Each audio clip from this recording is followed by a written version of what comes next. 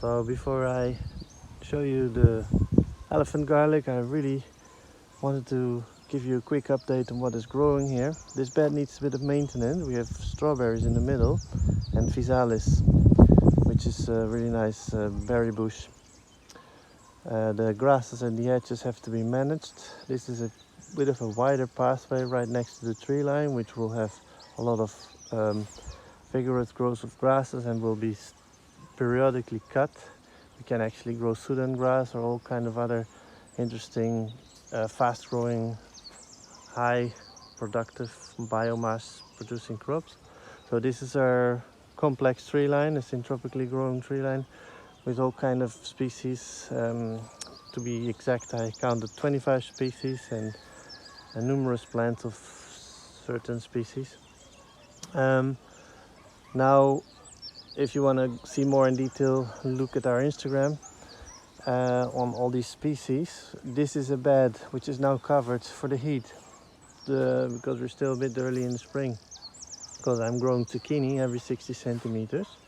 I've put it in 3 seeds of zucchini every 60 centimeters, and on all the other drip lines I'm putting beetroots every 20 centimeters, as our drip line has hole every 20 centimeters. So I skipped every 60 centimeters in the middle a place for these 3 seeds of zucchini. Now they're already germinated, I can show you. And there they are, 2. And I will eventually, of course, filter out the plants that I don't want of the zucchini, so I want only 1 plant per 60 centimeters.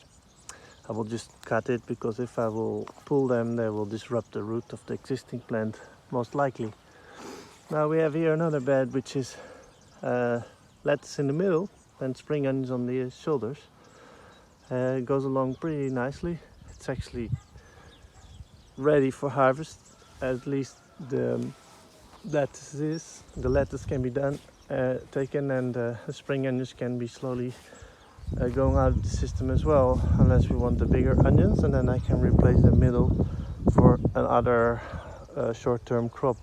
So if I wanted the bigger onion, then I leave the onion, lettuce goes out, and something else comes in instead of the lettuce. Now here we have an interesting example of 2 beds which are planted exactly at the same time, but with a different method.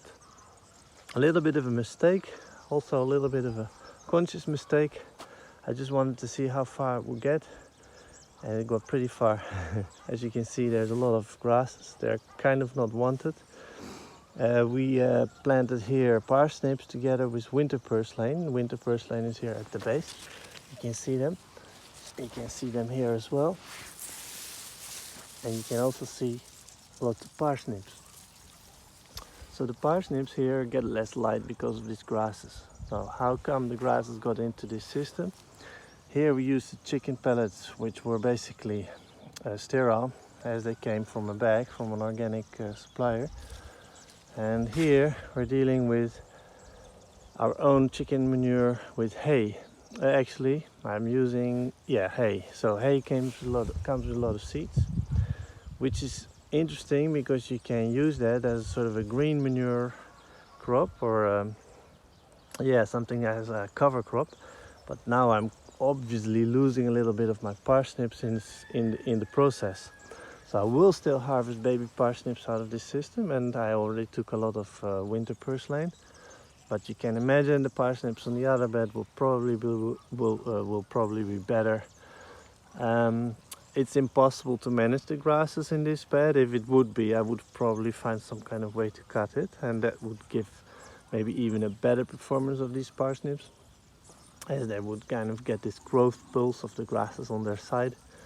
In this case, we kind of have to accept that we have this interesting expression at the end of the growing cycle. Here we have our other tree line in the middle of the field, which is now having calendula on the shoulders, and still another open spot on the other side, which will be probably beans. Yes, the tree system obviously has a lot of complexity in it, so I will not go into detail. Again, a really nice wide pathway which you can then use for all kind of fast growing biomass producers. Here we have a little bit of older bed. You can see the pak choi is a little bit attacked by snails or slugs. And we have a really nice lettuce, which is called lisu here in Portugal, which is yeah, a beautiful, nice, tasty lettuce. You can see where it's drier, the pak choi actually has a little bit less slug attacks. So yeah, they like it where it's shady and dry and colder. Now we ended up at our garlics here, the elephant garlic. You can see they grow really well. They look beautiful. All the leaves are perfect. And I had some leeks here which didn't like the compacted soil of these initial beds. I took a lot of leeks out, baby leeks. I got a lot of rabbit stress on them. They were pruning them basically. You can still see that right here. But they don't seem to like the elephant garlic. In the pathway we are growing the lupins, yellow lupin, and there's grasses as well. Now my management on these garlics was pretty minimal. We have planted them in November, if I'm not mistaken, and then we did one weeding round, a little bit, yeah, let's say a little bit end winter.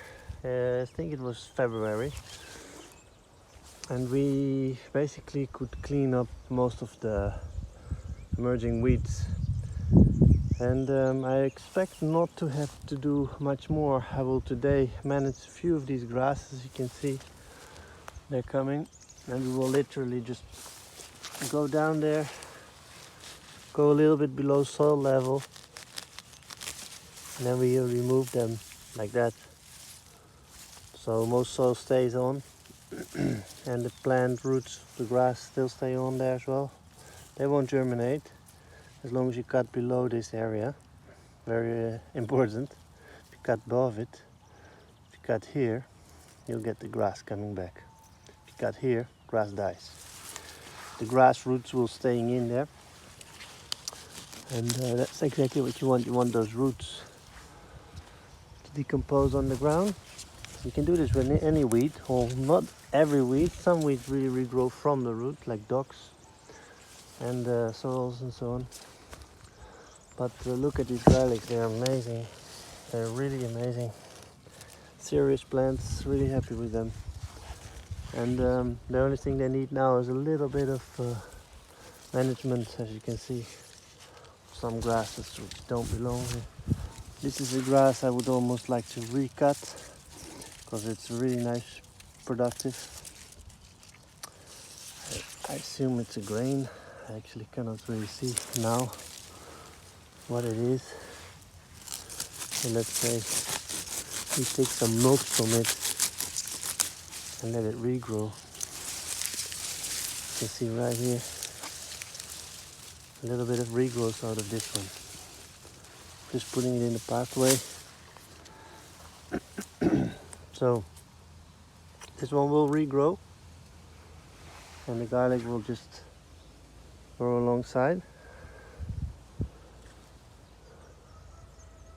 So one more big one over there, which I'll take out, and that one I take by the base as well, because these are different grasses. Come back so fast, don't have time to be everywhere. Or when a plant like the grass over there, I just put it in the pathway, it's so significantly jumping into the eyesight, like this one here. I dare leaving them regrow. If I see too many ordinary grasses regrow, I'm losing track. I cannot manage this anymore. But if there's something really specific, like this really nice biomass producing grass, I actually like them. Although if I would have a row of them, would be better, because then I could manage them with a machine, for example, just walk along and chop it down. So this could be excellent for a pathway, for example. And yeah, so these garlics now get all the light. There's not too much grasses at their feet trying to go for the light, and it seems to be good. Little one here. So I tend not to pull it out because it brings a lot of soil with it. This one actually I should almost pull out because I cannot get there with my knife near the base of the garlic. But you can see it brings much more destruction when you start pulling.